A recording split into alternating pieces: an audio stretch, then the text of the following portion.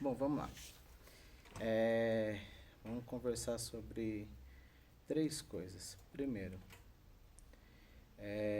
vamos orar, né? Antes de começar, primeiro de tudo, né, o zero.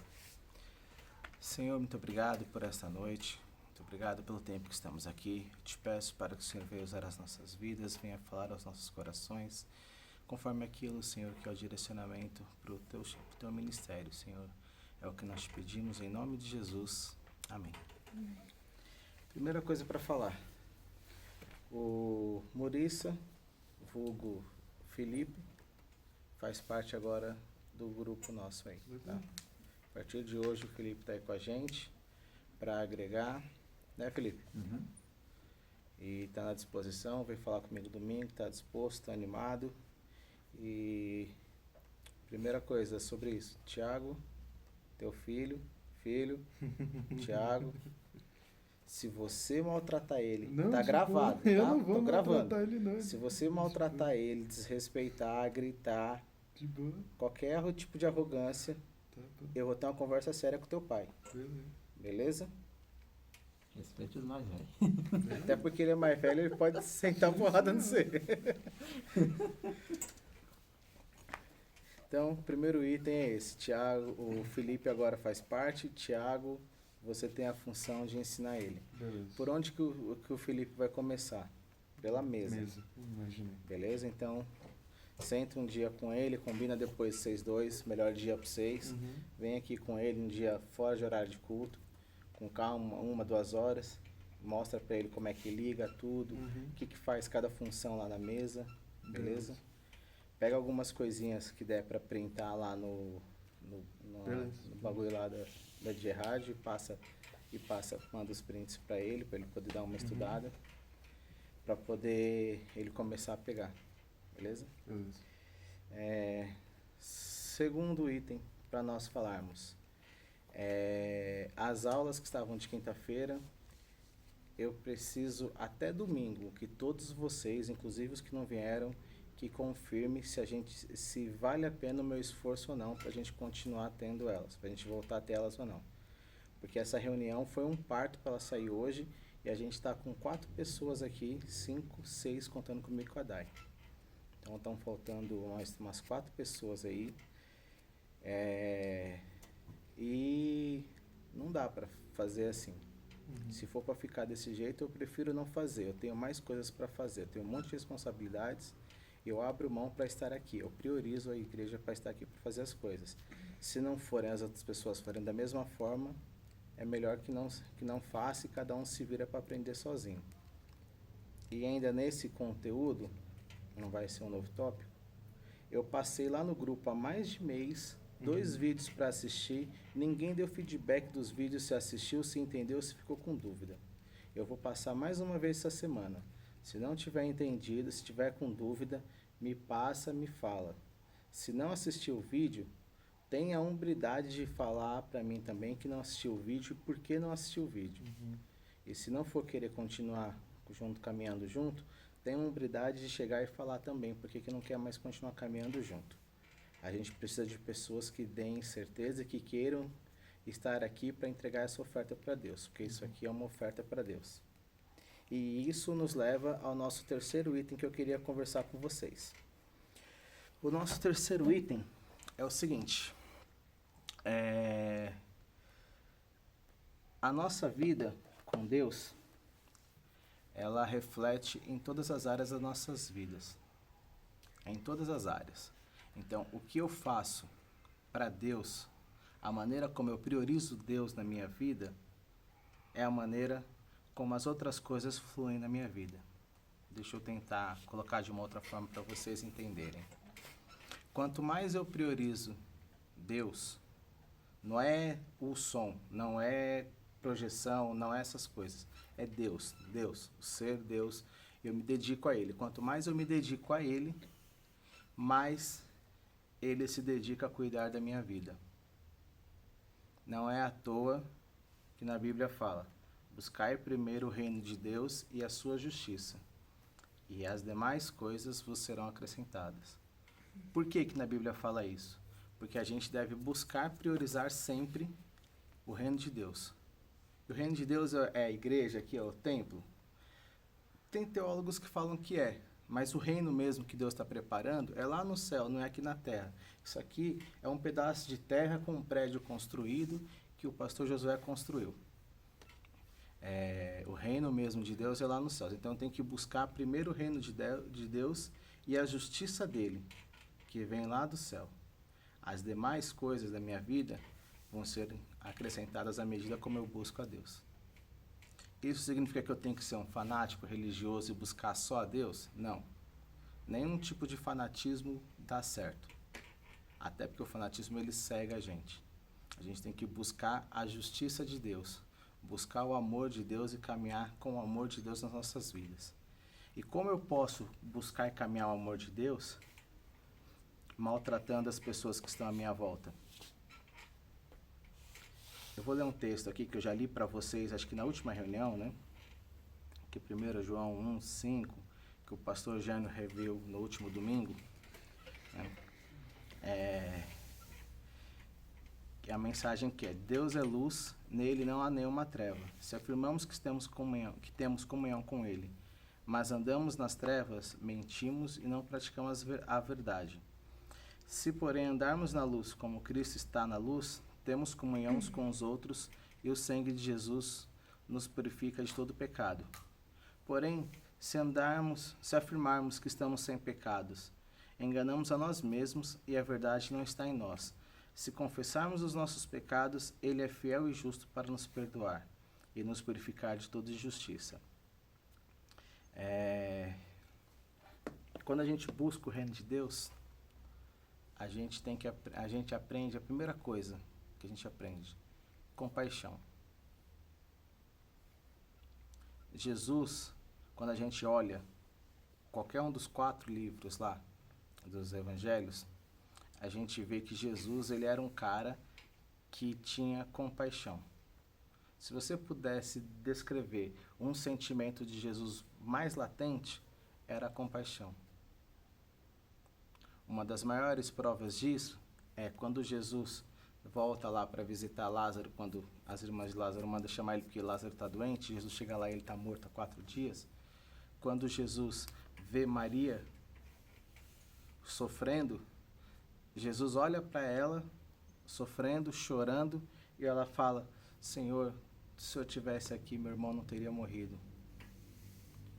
E ela fala isso com uma dor e um peso tão grande no coração dela, que na hora que Jesus olha ela falando isso e ela chorando, Jesus se compadece dela e chora. É o único relato que existe na Bíblia de Jesus chorando. Jesus chorou porque teve compaixão dela. Existe um outro texto que está lá em Mateus, se eu não me falha a memória, que Jesus foi visitar uma cidade e quando ele chega lá, vê o povo lá nessa região, o povo estava muito cansado, sofrido, porque o povo estava apanhando de tudo quanto era lado. Os líderes religiosos tinham se alinhado com os governadores, estavam extorquindo o povo, fazendo o povo trabalhar a rodo, e o povo sofria e não tinha quem pudesse cuidar deles. E Jesus olha para eles e se compadece deles. Esse também é um outro texto forte na Bíblia. Por que existem esses textos? Para mostrar que Jesus tinha compaixão, que o sentimento que predominava a ele era a compaixão. A compaixão de Jesus fez com que não deixasse com que Maria Madalena fosse apedrejada. E qualquer outro exemplo que a gente pode pegar aqui na Bíblia, a gente consegue exemplificar aqui com clareza que Jesus tinha como marca mais forte nele a compaixão. Então nós precisamos ter mais compaixão uns com os outros. E o que significa ter compaixão uns com os outros? Significa que eu tenho que amar, cuidar, sem esperar nada em troca. É isso que significa compaixão. Eu tenho que cuidar sem esperar nada em troca. Eu olho para o Felipe e algo se move dentro de mim que me faz querer cuidar do Felipe sem esperar nada em troca. Sem esperar que o Felipe um dia me retribua de alguma forma. Isso é compaixão. Compaixão não é quando eu vejo, por exemplo, o cara lá no farol tá pedindo dinheiro lá porque tá fazendo malabares ou porque tá passando dificuldade e tá pedindo dinheiro, eu dou dinheiro para ele. Isso não é compaixão, isso é esmola. Esmola eu dou um, tipo, some, cala a boca, sai da minha frente. Isso é esmola. Compaixão é cuidar. Jesus tinha compaixão pelas pessoas. Por que Jesus tinha compaixão pelas pessoas? Porque Jesus, ele era um ser superior que veio do céu, chegou aqui na terra e viu as pessoas que foram pessoas que ele criou, que ele gerou, ele junto com o Pai gerou lá no começo da criação da humanidade, e aí ele olha ali e vê as pessoas sofrendo por causa de besteira, por causa de maus tratos de outras pessoas que são gananciosas, que são más. E aí ele decide pegar e cuidar dessas pessoas. Compaixão é o que o bom samaritano teve. Isso é compaixão. E isso é o que nós precisamos ter. A marca de Jesus era a compaixão. E a marca que eu quero que a gente tenha no nosso departamento daqui para frente é a compaixão. Eu não quero mais saber de pessoas que estão brigando com as outras, sendo arrogantes e sendo intolerantes umas com as outras. Mas eu também não quero que haja pessoas que sejam descompromissadas com tudo, descompromissadas com Deus. Jesus, quando ele veio para a Terra, ele assumiu um compromisso de passar um tempo e não importa o que acontecesse, ele ia lá se entregar na cruz. E aconteceu de tudo para tentar impedir que Jesus se entregasse na cruz. Proposta do diabo, proposta dos discípulos, de construir tenda. Ah, não, vamos montar um reino, vamos construir teu reino, Jesus. Teu reino vai ser aqui na terra. Houveram várias situações que tentaram fazer com que Jesus, ele não cumprisse o propósito dele. E qual era o propósito de Jesus? Morrer na cruz. Jesus veio com um único propósito para a terra. Todas as outras coisas foram motivadas por compaixão. O que ele veio fazer na terra foi morrer na cruz. Ele veio para isso, só para isso. Porque a morte dele na cruz foi o que nos permitiu termos redenção em Deus. Foi só para isso que Jesus veio, para mais nada. Se Jesus tivesse vindo, ficado num monte lá, escondido, e depois aparecesse, se entregasse na cruz, teria resolvido. Todas as outras coisas que ele fez no meio do caminho foi só por compaixão. Então, Jesus tinha um propósito. E nós também temos um propósito. Qual que é o nosso propósito aqui na igreja? Ajudar a nossa igreja para que as pessoas sejam alcançadas. Como assim ajudar a nossa igreja para que as pessoas sejam alcançadas? Não sei se vocês leem os comentários durante a live. Eu leio. E nos comentários, domingo, eu li alguns comentários que me deixaram muito preocupados. Tem pessoas no nosso meio que elas ainda não se sentem seguras para vir para a igreja. E tudo bem. Tudo bem, de verdade. Eu até prefiro que essas pessoas não venham. Porque se elas vierem com o receio que elas estão, chegar aqui na igreja, elas podem acabar passando mal. Por uma crise de ansiedade ou por N fatores. É melhor com que essas pessoas estejam em casa, que elas se sentem seguras e cuidadas. E Deus está cuidando delas lá. E Deus está alcançando elas lá com a nossa palavra aqui da igreja. E como que Deus está fazendo isso? Através da nossa transmissão. Por isso a nossa transmissão é importante. Por isso que a letra entrar no tempo certinho na música é importante. Por isso que ter as câmeras com mais qualidade, com mais clareza, com ângulos mais corrigidos é importante. Porque a pessoa que está lá, ela não está aqui para ver. Ela não tem a mesma experiência. E ela está lá há 6 meses, há 8 meses sem vir para a igreja. E ela está perdida, preocupada lá, doida para vir, mas não tem coragem de vir. Então a gente precisa fazer um trabalho bem feito para que essa pessoa possa se sentir parte da igreja. Isso é ter compaixão. É se preocupar com os detalhes, se preocupar com que a transição entre as câmeras estejam nas cores próximas, se preocupar com que o ângulo da câmera não vá pegar distorcido, se preocupar com que a transição não seja feia, se preocupar com que a letra entre, que a letra esteja correta, que a transmissão comece certo, não comece sem áudio, que não comece com áudio muito alto ou muito baixo. É se preocupar com os detalhes. Isso é ter compaixão. Porque existem pessoas do nosso meio que ainda não podem vir para a igreja. Não podem por uma lei mundana, por um decreto do governador? Não. Não podem porque elas não se sentem seguras. E tudo bem isso.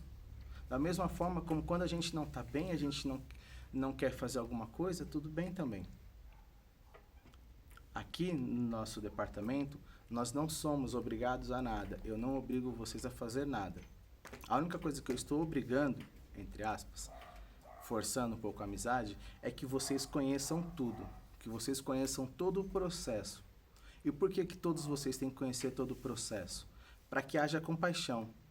Para saber como é difícil estar na pele do outro. Como que é difícil estar ali sentado na letra sem poder errar. Como que é difícil estar sentado ali na mesa, operando o áudio, sem poder errar. E é porque vai tomar bronca? Não, não é porque vai tomar bronca.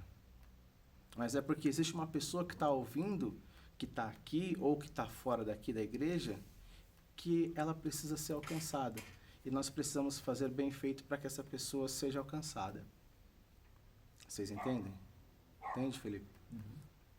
Então, assim, o nosso objetivo, enquanto departamento da igreja, é entregar o nosso melhor. Como que a gente vai conseguir entregar o nosso melhor? Buscando fazer as coisas com excelência. Qual o resultado disso? Deus vai cuidar das nossas vidas. Deus vai nos ajudar. Eu falo isso com toda a propriedade do mundo. Já contei história disso para vocês, conto história para todo mundo aqui. A minha vida é um exemplo claro disso, que Deus cuida da minha vida, porque eu cuido das coisas de Deus. Eu estou num período agora um pouco mais distante da igreja, porque eu estou me recuperando de uma sequência de internações e de cirurgias, mas Deus foi tão bom e tão misericordioso que Deus está cuidando de mim nos detalhes. Nos detalhes, Deus está cuidando de mim. Então, Deus me deu uma cirurgia com um médico excelente, a minha mão está se recuperando bem, Deus me deu uma cirurgia do nariz com uma médica excelente, a minha respiração já melhorou muito. A minha recuperação do Covid foi uma recuperação, mesmo que eu fui internado, foi uma recuperação muito boa, foi muito tranquila. E perto do que outras pessoas estão passando por aí. E isso é fruto da minha entrega para Deus. Eu me disponho para Deus para fazer as coisas com excelência para Deus. Eu não espero que o pastor Júnior, o pastor Josué ou qualquer outro pastor aqui da igreja, ou qualquer outra pessoa, venha dar tapinha nas minhas costas, venha me elogiar. Eu não espero nada disso, pelo contrário, eu não gosto. Quando começa a falar, eu começo a ficar mal, eu começo a resmungar, para não fazer mais isso, porque eu não gosto. Eu não gosto que meu nome fique sendo falado no púlpito. Eu não sou uma pessoa de púlpito que fica no púlpito falando lá e quer estar aqui. Não é o meu objetivo ministerial esse. E por que eu não gosto? Porque eu faço para Deus, eu não faço para ninguém. Eu não faço esperando nada em troca de ninguém. Eu faço isso para Deus. E tanto é que eu faço para Deus que eu posso falar aqui abertamente para vocês. Não existe nenhum familiar meu aqui na igreja. Eu apareci de alegre aqui na igreja um certo dia, né, Dai? A gente colocou aqui num domingo de alegre, assistiu meia dúzia de culto aqui, conversou com o pastor Josué. Aí um mês depois o pastor Josué tinha me enfiado no louvor. Depois eu fui vendo as necessidades aí da igreja, fui participando e estou aí até hoje. Eu tenho essa mania. A gente tem, né, Dai? Às vezes nossas fases que a gente fica um pouco mais distante, fica um pouco mais próximo. No começo, principalmente, teve umas fases que a gente ficou um pouco mais distante. Mas a gente está aqui na igreja e faz as coisas na igreja sem olhar a quem. Só Deus sabe tudo que eu já fiz aqui nessa igreja. Tem coisas que eu já fiz aqui que só o pastor Júnior sabe, que só o pastor José sabe, que só o pastor Jânio sabe, que ninguém sabe. Tem coisas que só Deus. Quando soma tudo, só Deus que sabe tudo. Por quê? Porque eu não espero que as pessoas saibam, eu não quero. Eu quero que Deus veja o meu esforço, porque eu faço para Deus. Da mesma forma, eu incentivo vocês para que vocês caminhem dessa mesma forma. Porque se vocês caminharem dessa mesma forma, eu garanto para vocês, Deus vai cuidar da vida de vocês. Deus vai cuidar. Se há alguma área com problema, Deus vai cuidar. Se tem problema na vida sentimental, Deus vai cuidar. Se tem problema na vida profissional, Deus vai cuidar. Se tem problema na vida acadêmica, Deus vai cuidar e Deus vai ajudar. Não estou falando também que, não, tenho prova amanhã, não vou estudar para a prova porque eu estou ajudando lá na igreja e Deus vai cuidar. Não é assim também que funciona não, tá, gente? Deus vai ajudar. Deus vai ajudar na hora da prova a se lembrar de coisas que você estudou, tá? Deus vai ajudar você a se lembrar do que você estudou. Se você não estudou, se você não sabe, não adianta. Deus não vai fazer aparecer, brotar o conhecimento na cabeça. Mas Deus vai ajudar. Prova na tora? Deus vai ajudar a trazer lembrança. Deus vai ajudar dando mais tranquilidade para que você não se sinta nervoso na hora da prova. Por quê? Na hora. Porque é essas coisas que fazem a diferença. Não adianta nada. O cara estuda. Eu conheci uma vez uma pessoa aqui em Brasília que já estava há 6 anos estudando, já tinha feito 8 concursos e não tinha passado em nenhum. Aí eu falei, pá, desiste? Aí a pessoa falou, não, mas por que eu vou desistir? Eu estou estudando. Claramente você não consegue passar numa prova. Teu problema não é o concurso XYZ, teu problema é passar na prova, você não está conseguindo controlar. Teu problema não é estudo. A pessoa estudava 8 horas por dia, todo dia, há 6 anos. Fazer prova de concurso na tora, sem estudar. E fazia a prova de concurso 6 horas por dia estudando e fazia a prova e não passava. Concursos difíceis. Que fazia sem estudar. Concursos difíceis, mas, velho, você tá vivendo de estudo ali só. Se você não consegue passar na prova, é porque tem alguma coisa errada na hora que você faz a prova. Tá claro isso. Você tá um pouco ansioso, ou porque tá caindo diferente. Alguma coisa tá errada do jeito que você faz a prova. Reveja isso daí ou desista, né? Porque você não vai conseguir passar. Só estudar 8 horas de ansiedade, já. Pois é. Então, assim, cuidem das coisas de Deus, tá? Eu tô pedindo isso para vocês com todo o amor do meu coração. E, principalmente, cuidem uns dos outros. Vocês... É isso aí mesmo, tá? É cuidar uns dos outros. Porque vocês são pessoas que cresceram juntas, né? Tirando o Felipe, que é um pouquinho mais velho, mas que cresceu, que viu vocês crescerem, né? Vocês são pessoas que cresceram juntos. Todos os adolescentes que estão na comunicação cresceram juntos. Não tem nenhum aqui que chegou mais velho. Acho que, sei lá, a Duda e a Clara que chegaram já mais recente. Mas os demais, tudo cresceram junto. Então, e eu vi boa parte de vocês crescerem. Quando eu cheguei aqui, vocês eram tudo um monte de criancinha pirrenta que ficava correndo aqui na igreja dando trabalho. Eu conheci esse aqui no colo do pai. Tá velho, Felipe. Você vê. Tá velho mesmo. Então, assim, vocês cresceram juntos. E eu confesso pra vocês, às vezes, eu sinto um pouco de inveja disso. Porque eu não tenho aqui nenhum amigo de infância perto de mim aqui em Brasília. Meus amigos estão em São Paulo, alguns poucos. Meus familiares estão todos em São Paulo. Vocês têm os amigos de infância de igreja aqui. É muito bom isso. Porque quando vocês tiverem 30 anos, 35 anos, como eu tenho, o Felipe tem, vocês vão olhar para trás e vão ver, caramba, essa pessoa que tá comigo, a gente já passou por tanta coisa junto, velho. Pô, a gente literalmente compartilha uma vida juntos. Aí vira uma aliança de irmãos. E isso a gente não consegue fácil em qualquer lugar. Eu tenho uma aliança de amor com vocês, com o pastor Josué, com o pastor Jânio, com o pastor Júnior. Mas não é como se eu caminhasse com o pastor Júnior desde criança. É diferente. É um relacionamento diferente. E vocês têm a oportunidade de construir esse relacionamento agora. E se vocês não preservarem essas amizades agora, quando vocês estiverem mais velhos, vocês vão encontrar outras amizades e vocês vão sentir falta dessas amizades. Porque essa amizade é uma amizade mais despretensiosa, é uma amizade mais pura. E esse tipo de amizade é diferente. Então valorizem seus amigos, amigo de escola também, valorizem. Não sejam influenciados por eles, mas valorizem eles. Tá? E amem-se uns aos outros. Não estou falando que é para todo mundo sair namorando um com o outro aqui. Não. Estou falando que é para vocês se amarem e respeitarem e cuidarem uns dos outros. Terem compaixão uns com os outros. É isso que vocês precisam. Vocês não precisam de nada mais complexo do que isso. Se vocês tiverem compaixão uns com os outros, vocês vão entender as limitações uns dos outros.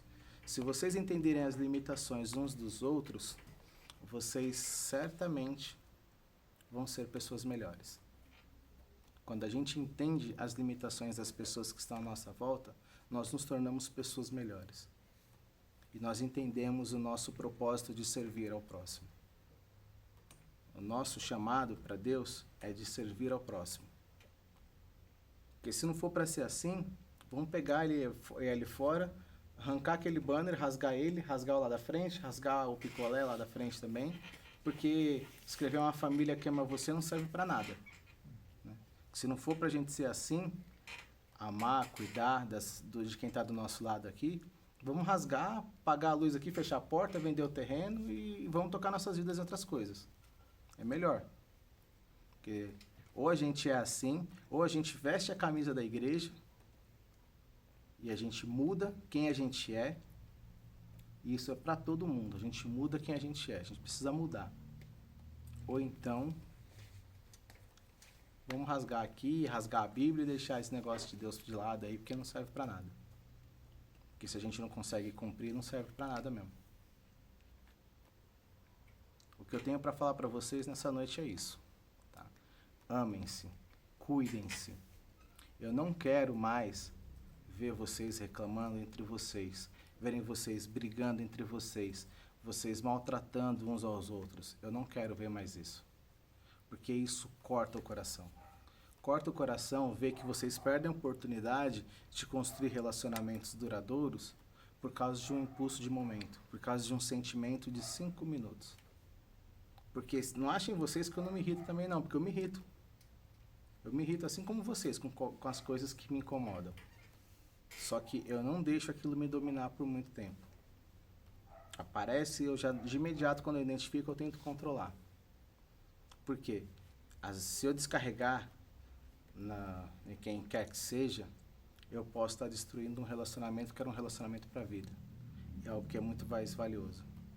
Eu posso destruir, por exemplo, uma amizade que está sendo construída, lapidada há 5, 6, 8, 10 anos por causa de um comentário. Quantas amizades vocês não perderam, às vezes por causa de um comentário, por causa de uma fala mal colocada, por causa de uma brincadeira exagerada? Quantas não aconteceram já isso com vocês na escola? Eu arrisco a dizer que várias. Na faixa etária de vocês aqui, todo mundo já perdeu pelo menos um amigo assim que vocês tiveram algum desentendimento e foi depois, passou 6 meses, 1 ano, vocês nem lembram direito mais por que brigou. É um bagulho supérfluo. De tão supérfluo que era, já não tem mais valor, não tem peso. Então, assim, não façam isso com os que são da fé. Nós compartilhamos aqui a mesma fé, a mesma crença. O nosso algo em comum é que nós acreditamos que somos filhos de Deus e que nós vamos para o céu. E isso tem um peso muito grande. Já pensou nisso? Briga aqui, aí depois vai para o céu. Vai ter que conviver junto lá no céu. Olha que da hora. Né, Dai? Briga aqui e fica brigado e depois vai ter que ir pro céu. Vai ter que passar a eternidade. O que é eternidade? É o infinito, velho. E além. É o infinito. É o infinito e além. E vai ter que conviver junto lá. Tipo, vocês dois brigam o dia inteiro em casa. Já pensou que quando vocês forem pro céu, vocês vão ter que conviver juntos? A gente briga, mas a gente faz as pazes, né? A gente nem percebe que faz as pazes. Eu lembro de uma... o Jefferson, eu lembro que tinha um menino... Eu posso contar a história? 2 minutos. 1 Eu minuto. lembro de um menino que ele chegava e comprava um monte de álbumzinho e dava pra todo mundo, né? Assim, de desenho, né? Aí se você completasse, você ganhava um PS4, uma bicicleta e uma geladeira, né? Eu lembro que ele chegava e dava as figurinhas repetidas dele e tal, né? Eu lembro que teve uma vez que faltou uma figurinha pra eu completar. Aí nisso ele falou, eu falei, tá faltando só uma figurinha. Ele pegou, é meu. Eu só tava te pensando, eu achava nem arrombado, porque ele foi relaxado. Aí depois disso, eu nunca mais falei com o moleque, eu nem sei onde é que ele tá hoje em dia. brigou por causa de uma figurinha, tá vendo? Não, ficou de um PS4 uma uma geladeira bicicleta. é uma Melhor do bicicleta. que carro de barro. Carro. Pelo amor de Deus. Assim, ó. Eu vou só comentar uma coisa aqui pra vocês, que provavelmente a pessoa vai ficar incomodada. A Esther tá querendo sair da igreja. Vocês sabiam disso? A Estherzinha aqui, ó, que tá do nosso lado aqui. E sabe por que que ela quer sair da igreja? Porque ela não se sente entrosada com as pessoas aqui, ela não se sente amada e não se sente cuidada. E aí ela tá indo numa igreja aqui embaixo, onde ela tá sendo paparicada. Mal sabe ela que o paparico lá é pura fachada e pura aparência. E ela e a mãe dela estão sendo manipuladas pelo povo de lá. E pra tentar Mas- pra lá, né? Vamos fazer de conta que a gente não sabe dessa informação, mas o fato é, nós não estamos cuidando da Esther direito. Nós não estamos sendo amigos da Esther. Só que também a Esther, ela não está se abrindo para ser nossa amiga. Né, Esther? E a Esther precisa se abrir para ser nossa amiga. Se ela não se abrir, a gente também não consegue alcançar. Mas se ela não se abrir e a gente não se esforçar, aí vai dar zero já mesmo. ouviu né? naquele ditado, a gente não sabe o que mudo quer? Se não falar, como é que nós vamos saber? Jefferson, obrigado por trazer essa bênção pro nosso grupo. Sarcasmo identificado. tá? Não, E não, mas espero não que- foi, mesmo, não foi. não mesmo. Foi, Espero que- sincero. Não mesmo. Então é isso, tá? Cuidem-se, amem-se uns aos outros. E quando eu falo pra amar, é amar no amor de Deus. Beleza? Não tô falando pra vocês saírem paquerando uns aos outros, não, que isso aí não é pra acontecer também, não. Vocês estão novos demais pra isso. Aqui na igreja, não é que você fala? Na igreja. Pra tudo! Não, porque... Moleque, você estuda 10 horas por dia, você quer colocar mulher nessa equação ainda? Colher. É. Eu já tomo esporro da tua mãe à torta direita só estudando, colocar mulher na equação, tu vai se lascar. Nem estudando se eu conseguindo. É. Da mãe nem tanto, mas do pai, eu tô lá no meu pai, daqui a pouco só escuto o Luciano. Pedro! Eu falei. É verdade. Aí você quer colocar mulher nessa equação? Não, mas isso daqui é porque ele precisa de ajuda minha pra segurar a escada subindo Pra no telhado. trabalhar, eu sou preguiçoso. Ele já sabe que eu não faço nada que É, eu que- exija eu Não, que- um é trabalho outro. manual e Eu que Comunista, eu que né? coloco os tubos de vidro no carro, eu que subo no telhado. Hoje, depois que a gente terminou a aula de inglês, eu tava lá no telhado, sentado. Então, o que eu tinha pra falar pra vocês era isso. Beleza?